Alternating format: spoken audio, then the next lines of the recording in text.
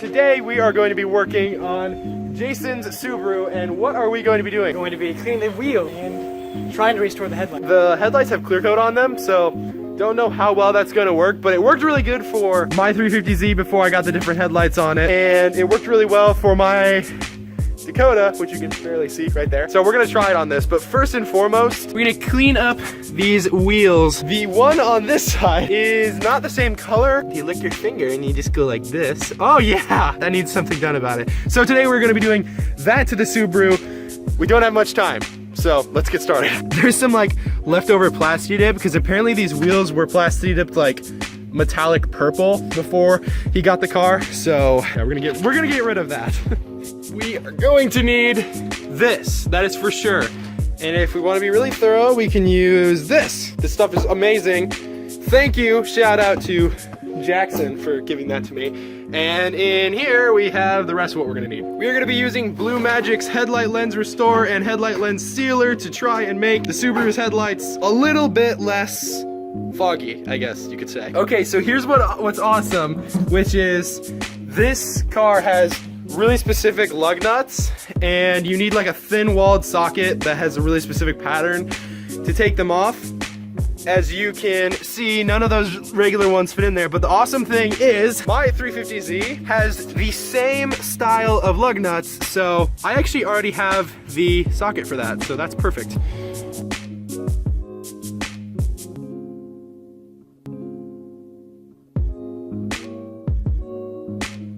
This is not just your average 2002 WRX because it has a engine swap, which is fairly common. It has an EJ27 or 207, however you say it. I've heard it said both ways, I don't know which one's correct. So normally the standard WRX in the United States has like 220 horsepower, something like that.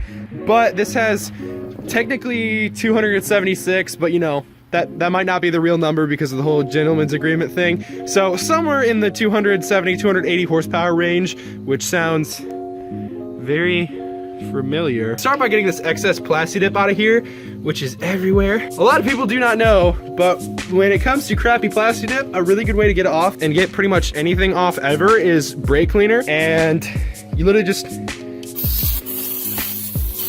spray it and it like completely dissolves it and destroys it. We're gonna have to like scrape this off of here, but other than that, that should be pretty much all we're gonna have to do to get the plasti dip off. What we're going to do now is we're gonna do wheel and tire cleaner. This is also by Blue Magic. I swear I have no affiliation with them.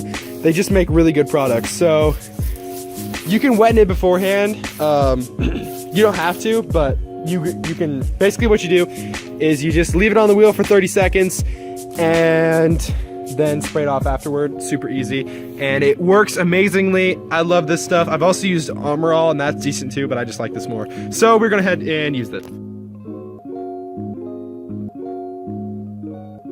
So just let all of this basically dissolve the road grime and brake dust and stuff like that.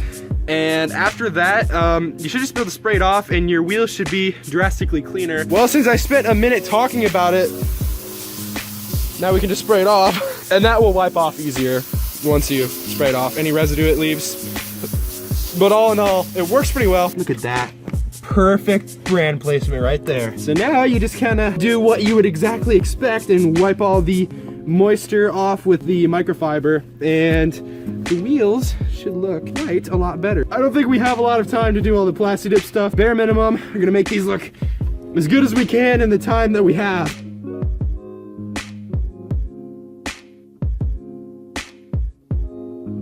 That is a huge improvement, although this one does not look as bad as what I'm about to show you, but that compared to that.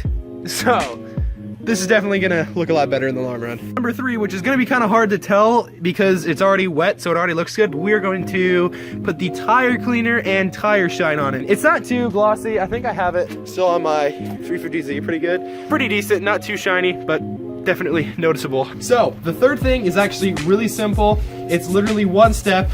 Apply and let dry. It's legitimately what it says.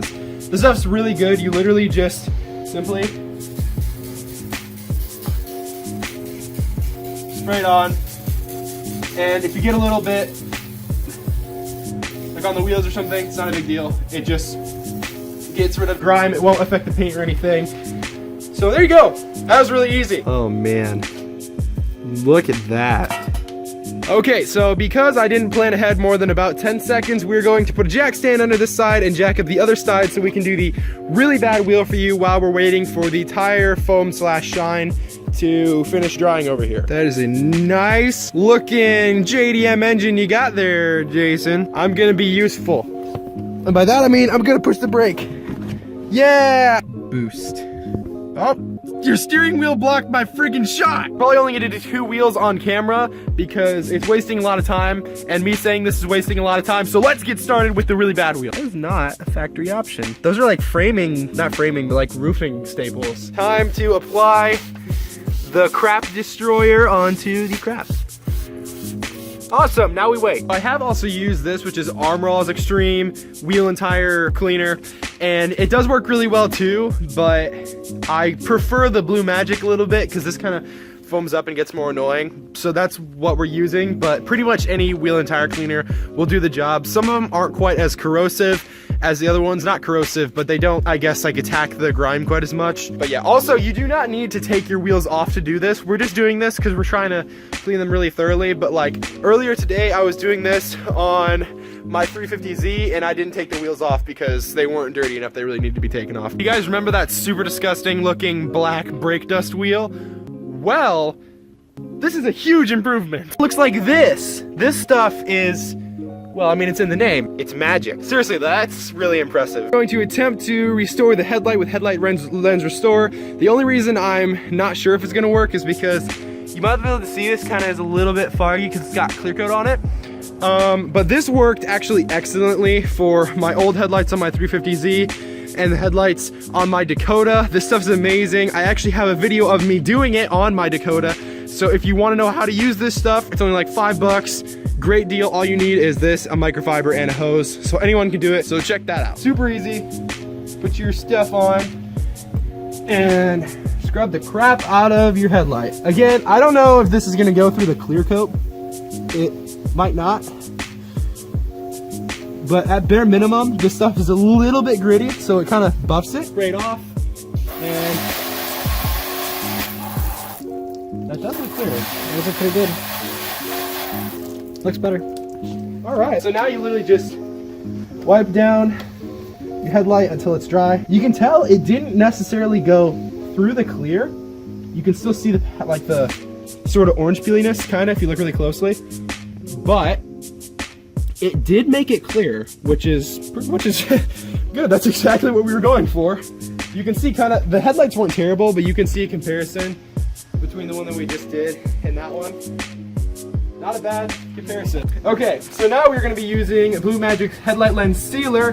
This helps make sure that the gross yellowiness of your headlights doesn't come back. You just spray it on and buff it in the same way as you did with the other one, but make sure that it doesn't get any moisture on it until it's completely dried. Super easy. I wonder if they meant to burn that down.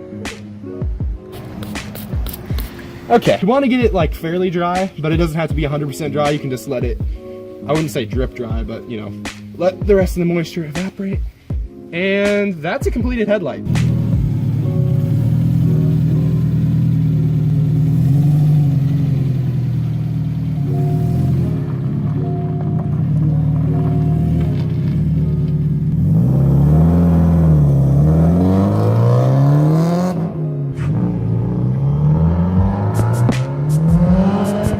Before you freak out, no, the engine was not cool. Now that Jason has left, all that is left to do is put everything away because he really had to get going. And I am gonna be doing something to the 350Z, which you probably already know because of the title, but let's get ready to do that. But what kind of simple weight reduction are we actually gonna end up doing? Well, that is very simple. I will show you. We're gonna take this crap out for a start. These are canards for the Nismo V2 front bumper that I didn't end up using because I really prefer it without them, and I have no idea what this is. But more than that, we're gonna make the 350Z way less practical. We are gonna take out this little son of a gun.